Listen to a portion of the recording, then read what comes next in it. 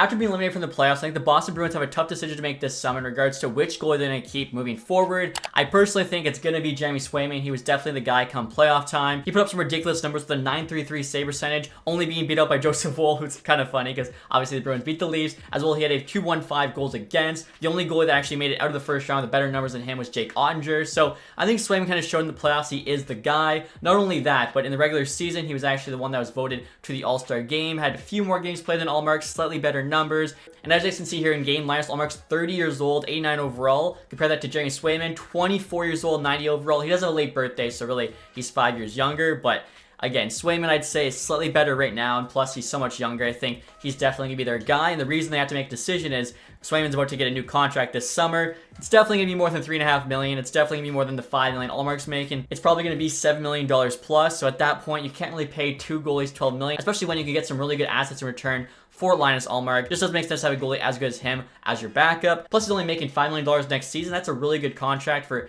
a goalie that literally won the Vezina Trophy last year. I think you look at Boston's defense. Defense is probably fine, but if you can go out and actually get, a centerman for Ullmark, as right now Boston definitely lacks center depth, even just forward depth in general, I think that'd be a really smart trade for them. So we're going to use the find trade feature in this video and see what kind of offers we can get for Ullmark. Now, I'm going to start out, guys, by doing this at the beginning of the season. I'll then do it again at the trade deadline, again at the draft, and then finally we'll do it in free agency, and we'll see what kind of offers the AIGM makes us. So we'll go to the goalie list here. You can see Ullmark's value is a bit below Swayman's. Again, beat on that good contract. We should get some good offers here. So first we'll try regular fine trade. Sean Couturier, a third and a fourth from Philly. That's interesting. Obviously, Tortorella named him the captain, but then he also scratched him in a few important games. I mentioned Boston needing a first-line center. Couturier would definitely fill that role. I think, too, playing with some good players like Marchand, like Pastrnak, could definitely revitalize him in terms of the offensive game. Obviously, Couturier known for being a really good two-way guy, but yeah, you put Couturier in that 1C role in Boston. I don't hate that. You are taking on another, almost $3 million salary cap space, but you're getting a position of need compared to a backup goalie, which is like the least valuable thing, I'd say, as long as you have a capable starter. They're also giving you a third and a fourth. Again, he is signed long-term, so you're paying him until he's 37, but if Boston's window is right now, while they still have Marchand, McAvoy, Pastrnak in their primes, I honestly do not hate this trade for Boston. I think I would probably do it if I was them, but obviously let me know in the comments section which of these trades is your favorite. We'll now try this again with an open trade block opposed to just the regular, and that still just gives us the Couturier trade. So, like I said, guys, we'll now send them to the deadline and see what other trades are out there. All right, guys, we're now at the trade deadline. The Boston Bruins are currently in a playoff spot, so hopefully that'll make it, realistic trade offers here as the team is a buyer. Brad Marchand there playing quite well, 72 points in 65 games. So, as I mentioned, we'll be a buyer. One to the trade deadline here. We'll use the find trade again. Obviously, to some teams at the beginning of the year, you can see Ullmark's actually the #1 player on the trade block. Pretty cool. What I was going to say is how, some teams beginning of the year might have thought they could get in the playoffs. Now that they're not going to be in the playoffs, more willing to make this trade for Ullmark. So again, we'll try the regular find trade first and see what we get. Two offers. Seth Jones, a third and a fourth. Okay, another big-time contract coming back. If I'm the Bruins, I don't know if I want Jones at 9.5 or 7. Couturier was already like a lot to swallow, and that was like, almost $8 million. Plus, again, the thing they need most is the 1C, which Couturier could be. Jones, you already have McAvoy as your #1 right-hand defenseman. I don't know if I would do this. The other trade, Philly's actually making us a worse offer. Johansson, definitely a cap jump there. But we'll take a quick look at the Chicago trade. Seth Jones here in game. Again, making a lot of money, 9.5 or 7. 86 overall. Like, he's not a bad defenseman, but he's just not worth $9.5 million. Kind of similar to like Darnell Nurse, although I think I'd probably rather Jones at 9.5 than Nurse at 9.25, whatever it is. But like I said, I think we're gonna hold out for a better offer here than Seth Jones. And I just tried the open trade block, guys. Unfortunately, just the same two offers. So we're just gonna sim the draft now and see if some more teams get creative with us. I just finished seeing through the playoffs, guys. I would never have expected this. The Arizona Coyotes somehow won the Stanley Cup. And they actually beat the Boston Bruins in the Stanley Cup Finals. So I was going to say it was pretty cool. The Devils there get #1 pick. Detroit #2 with Ottawa's. What's pretty cool is the fact that Boston actually played Florida in round 2. But this time around, they got the better of them. They then beat the Hurricanes in the conference final. And I couldn't believe when it showed us matched up with the Coyotes, who somehow beat us in the Stanley Cup Final. Like, geez. Again, the simulation sometimes pumps out some interesting results. I don't think I've actually ever seen the Coyotes win the year 1 Stanley Cup. So good for them, I guess. And again, Boston had quite a good sim. Just quickly here, take a look at the awards. Pastrnak there with the Lady Bing. I'm just wondering, Vezina would be pretty cool if, Swayman or Ullmark could have taken it home. But we just have Pastrnak winning the Lady Bing. Again, we're going to get to the draft. Hopefully, get some more trades for Ullmark. Arizona apparently will maybe be in the mix because they're a buyer all of a sudden after winning the Stanley Cup. And now look at this guy. Swayman's overall actually dropped during the season down to an 88, whereas Ullmark stayed the same, so that's good at least in terms of looking for trades here. And we got 3 offers. Adam Larsson and Yanni Gordon a third from the Seattle Kraken. Okay, so, I mean, you're adding to each position. Like, Larsson definitely gives you a solid defensive defenseman. 85 overall. Again, very good in his own end. Yanni Gord is a centerman. He's not a 1C, though. I think he's like a low-end 2, high-end 3. Still gives you, a lot of depth on that 4 position. Plus, you get a 3rd-round pick. Not a bad offer, really, at all from the Seattle Kraken there. Now, the next offer is actually another Kraken offer. Oliver Bjorkstrand and Brian Dumoulin with a 6th-round pick. So, very similar. Dumoulin, solid defensive defenseman. I do think Adam Larsson's better. And I also think Bjorkstrand's probably better than Yanni Gord. Definitely more of an offensive player. 86 overall in game here. I mean, you can score for you. He's not a centerman, but he's a winger. And you're actually getting a 6th-round pick here. So that kind of just shows you they value Larsson a lot more than Dumoulin. Bjorkstrand probably only they see as a slight upgrade on Yanni Gord. Between the 2 offers, if I'm the Boston Bruins, I'm honestly not even sure which of those I would take. And then the final offer, another Seattle offer, Jared McCann, Jaden Schwartz, and a 4th. So this is all offense. I feel like Boston's D is pretty solid. Jared McCann is a winger, but he can also play center. He puts Jared McCann 1C, Marchand and Pasta on his 2 wings. That could potentially be nasty. Dude just had 40 goals a couple seasons ago.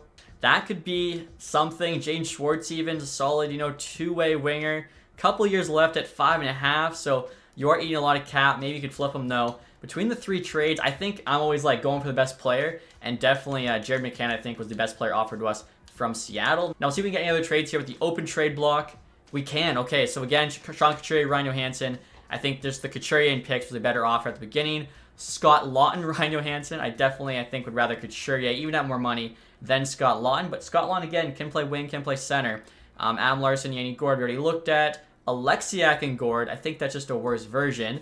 Bjorkstrand, Dumoulin already looked at, and then Jared McCann and Jaden Schwartz. Yeah, so some pretty decent offers here, but we're not going to accept any of them yet until we get to the start of free agency. That'll be kind of like the last time we have a chance to look, and hopefully that's when we get the best offer. And now, as you guys can see here, we're at the free agency period, so hopefully, like I said, can get a few more trades. Like some teams will have a lot more cap space now than they did at the draft, as in this game, even when you're at the draft, your expiring contracts still, count against your cap hit. So take a look here.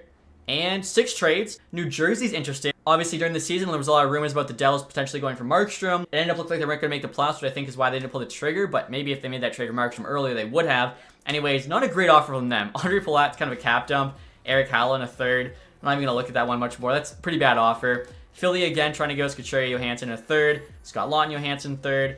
Bjorkstrand, Dumoulin, Larsson, Gord. They actually took away a pick from us. McCann and Schwartz. All right, so the only new offer there was the Devils, but with open trade block, we still get the Devils one. We actually lose a trade here. Interesting. So I think of all of the offers I got, honestly, I think the first one was the best. Sean Couturier and a 3rd-round pick, I want to say, is what it was. Now they're adding Ryan Johansson. Let me just see if I can take Johansson away from this deal, and they'll still say yes.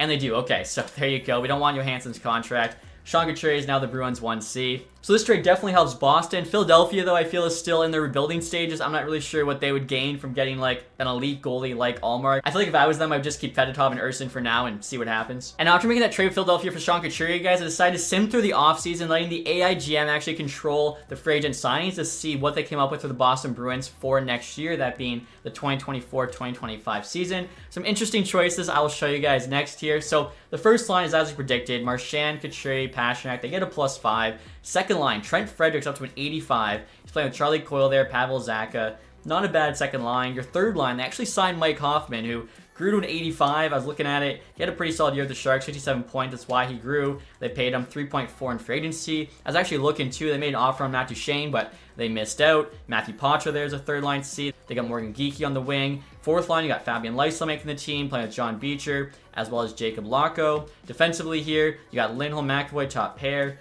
Peak Martinez on the second. So Martinez here is a pretty big signing. Obviously, solid defensive guy, good shot blocker. They gave him a 1-year, $4.4 million deal. Shattenkirk, Carlo on the bottom pair. In terms of the goaltending, of course, Swayman starting, Laurent Brossoit backing him up. Let's see, they gave him a 1 year, 1.1. And Swayman, of course, needed to get paid, so we'll see. They gave him a 1 year as well, 6.6. He should still be an RFA at the end of that, but definitely interesting they didn't lock him up long term. I actually think every single one of these contracts was a 1 year deal, but we'll sim through this season, guys, and see how the new look Boston Bruins do. Alright guys, so I just finished simming through the season. The New York Rangers actually win the 2025 Stanley Cup. Good chance they could win the 2024 at least. And the Boston Bruins did make the playoffs.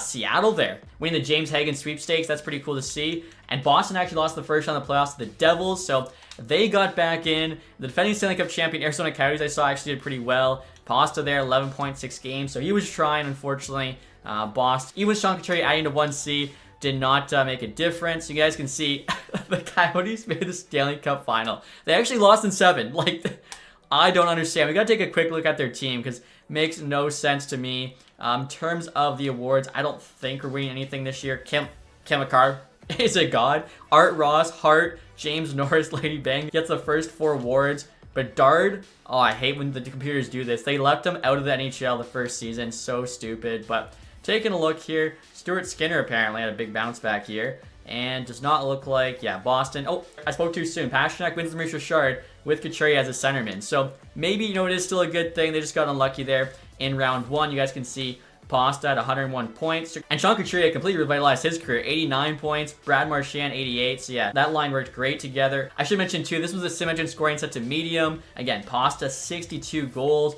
Even McAvoy there put up a ton of points, 76. Trent Frederick was in the 50s. Same with Lindholm. So yeah, pretty good numbers from this team. Swayman, 915-279. So, you know, being the guy, not splitting games with Linus Ullmark, he still played very, very well. Even Brossoit there as his backup didn't do too bad. And in terms of regular season standings, guys, look at this. The Boston Bruins got first place in the Atlantic, 101 points. Now compare that to the Flyers, who of course were on the other side of the trade. They got last place in the Metro, even with Ullmark as their starting goalie. So we definitely fleeced them with that trade.